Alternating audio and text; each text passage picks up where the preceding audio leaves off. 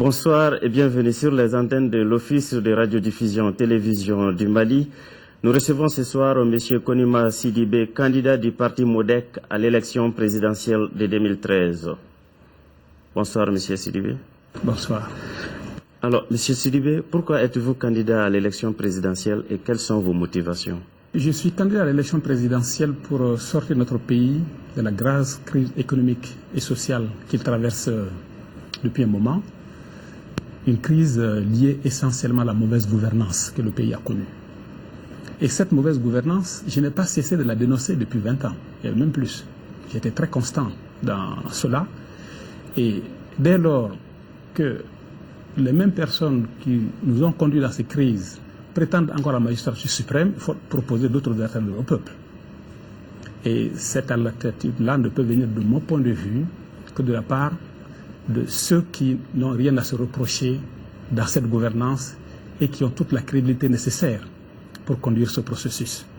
Nous avons besoin d'une véritable rupture avec ces mauvaises pratiques pour installer la bonne gouvernance dans le pays. Et cette rupture n'est pas possible si on ne change pas de leadership. Et ce changement de leadership doit se faire avec des hommes nouveaux, avec des hommes intègres, avec des hommes compétents, avec des hommes patriotes et qui ont montré un peu d'engagement pour leur pays au cours de ces dernières années. Ne serait-ce qu'un peu d'engagement. Et moi, je pense qu'au vu de ces critères, et surtout au vu, je dirais, de mon passé par rapport à la gestion des affaires publiques au Mali, je peux prétendre à la magistrature suprême. Quels sont aujourd'hui vos axes prioritaires pour sortir notre pays de cette situation sociopolitique et économique? Il ne s'agit pas simplement de sortir le pays de la crise, comme nous l'avons vu tout à l'heure. Il s'agit aussi de le développer. Il s'agit de le mettre debout. Et moi, je suis candidat aussi, justement, pour mettre le Mali debout, pour le sortir de l'humiliation que nous avons connue et le mettre sur la voie du développement. Les axes prioritaires que je préconise pour cela sont au nombre de 6. D'abord, je commencerai par le rétablissement effectif de la souveraineté sur tout le territoire du pays, de la sécurité des personnes et des biens sur toute l'étendue du territoire national. Et concomitamment, la reconstruction des régions dévastées par la guerre. Sans tout cela, il est certain que nous ne pourrons pas, je dirais, rétablir un Mali un et indivisible, et surtout une nation unifiée et pacifiée. Parce que je préconise pour cela, d'abord évidemment le dialogue intermalien, qui est fondamental, mais je préconise aussi l'usage de la force, quand le dialogue n'est pas en mesure d'aboutir, comme dernier recours. Il faut certainement se le dire. Et cela n'est possible que si notre armée nationale est redéployée sur toute l'étendue du territoire national. Et c'est ce que je préconise et c'est ce que je ferai. Le deuxième axe que je préconise, c'est la lutte contre la corruption et l'impunité. Permettez-moi de vous dire quelques mesures concrètes que je préconiserai à ce niveau.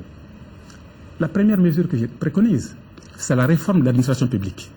Parce que cette réforme, l'objectif recherché, c'est de rendre les actes de corruption difficiles, d'une part, et d'autre part, d'assurer des sanctions à ceux qui vont fauter.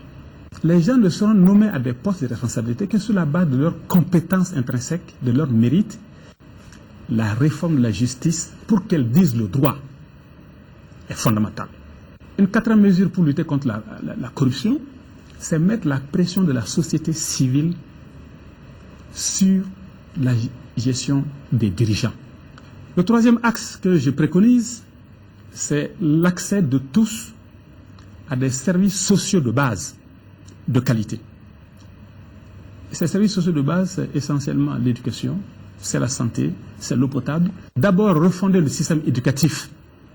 Et le dernier aspect, non moins important, c'est d'assurer l'adéquation de la formation à l'emploi. Il n'est pas normal que moi, j'ai fait 7 km pour aller à l'école à pied et revenir à la maison. Que mes enfants aient fait ça. Même maintenant, ce sont mes petits-enfants qui sont en train de faire ça. Vous croyez franchement que 50 ans après l'indépendance, il est normal que des jeunes Maliens encore fassent 5 km à pied pour aller à l'école? 5 km au retour, 10 km par jour? Non, moi je ferai une école dans chaque village et même dans chaque grand hameau pour que jamais nos enfants et nos petits-enfants ne marchent aussi longtemps pour aller à l'école. Mais Sur 1 millier de SES comme aujourd'hui au Mali, aujourd'hui, il y a plus de 500 qui n'ont pas de médecin. Donc souvent, c'est un infirmier qui ne sait pas faire grand-chose. Et ils n'ont pas le plateau technique minimal. C'est ma deuxième mesure phare. Je dis que si les Maliens me font confiance et me portent à la magistrature suprême du pays, chaque SESCOM sera doté d'un médecin minimum.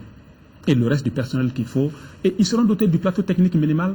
Et enfin, il faut assurer un approvisionnement correct des Maliens en médicaments essentiels de base et à des coûts supportables. Vous vous rendez compte que beaucoup de Maliens se soignent aujourd'hui encore avec la pharmacie par terre? Est-ce que c'est normal ça? Le quatrième axe que je préconise, principal, c'est la bonne distribution de la justice. Encore une fois, notre justice trop souvent prend des décisions injustes. Mon cinquième axe, il s'agit de lancer le Mali sur la voie, sur un processus durable et équitable de création de richesses, à un rythme permettant d'améliorer significativement le niveau de vie de tous les Maliens. Et le sixième axe que je préconise, c'est la même chose. Cette fois-ci, il s'agit de reformer la gouvernance. Monsieur Sidibé, envisagez-vous une refonte des textes de base du Mali et comment comptez-vous le faire? La réforme de la Constitution s'impose. D'abord, de mon point de vue, pour rééquilibrer les pouvoirs, parce qu'aujourd'hui, nous sommes dans une situation où nous avons un président hyper puissant qu'aucun contre-pouvoir n'arrive à arrêter. Et donc, c'est là qui favorise les dérives que nous avons connues. Aucune institution n'a pu arrêter le président de la République. Donc, il est important qu'on rééquilibre les pouvoirs. Ensuite, toujours dans le cadre de cette réforme constitutionnelle, il est important, de mon point de vue, de supprimer des institutions de la République qui n'ont pas d'intérêt réel. Le Conseil économique, social et culturel, bon, franchement, je suis d'avis qu'il faut y mettre fin. Le Haut Conseil des collectivités territoriales, aujourd'hui, je crois que l'accord est unanime dessus qu'elle n'a pas sa place.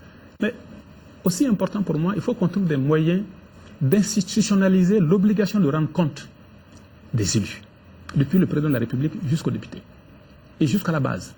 Et ça, ce serait quelque chose de fondamental pour que les élus se sentent enfin responsables devant les citoyens. Il faut donner un statut à l'opposition pour éviter la situation qu'on a connue. Parce que si l'opposition avait un véritable statut au Mali, tout le monde ne dirait pas comme ça, on est d'accord là-dedans. Non. Parce qu'être l'opposant dans ce pays-là est très, très, très difficile à vivre. Il faut créer une cour des comptes et donner un statut au bureau du vérificateur général dans la Constitution. Mais au-delà de ça, il faut réformer le code électoral, notamment quelque chose qui me tient beaucoup à cœur, moi, il faut revoir le mode de scrutin. Il faut instituer le mode de scrutin uninominal. Chaque député a son territoire et est responsable. Mais sans cela, aujourd'hui, nous sommes dans un système de portage où beaucoup de gens se font élire sans avoir aucun compte à rendre à personne. Et il faut, à mon avis, réformer aussi la charte des partis. Votre mot de la fin, M. Sidibé. Ce que notre pays a connu en 2012 ressemble à un séisme. Et non pas un séisme naturel, mais provoqué par la mauvaise gouvernance de nos dirigeants. Nous devons en tirer toutes les leçons. En tirer toutes les leçons pour aider notre pays à retrouver sa souveraineté et son intégrité territoriale, pour le développer.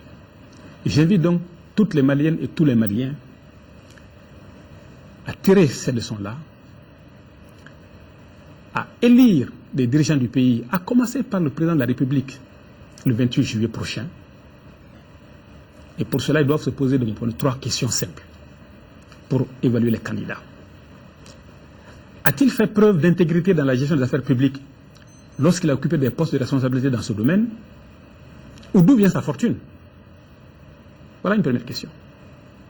Deuxième question, a-t-il fait preuve d'engagement dans la lutte contre la mauvaise gouvernance dans le pays et dans la promotion de la bonne gouvernance? Troisième question, a-t-il les capacités nécessaires pour occuper ce poste de président de la République et conduire le pays vers la bonne gouvernance? Ces capacités, c'est quoi? C'est la capacité technique, c'est la capacité à rassembler une équipe compétente et dédiée à la cause publique, très important, et c'est la crédibilité et la capacité du candidat en question à mobiliser les Maliens autour des grands enjeux du moment. Je leur demande d'aller voter massivement pour donner une chance au Mali de se remettre debout et de prendre la voie de la bonne gouvernance. Je vous remercie. Merci, M. Sidibé.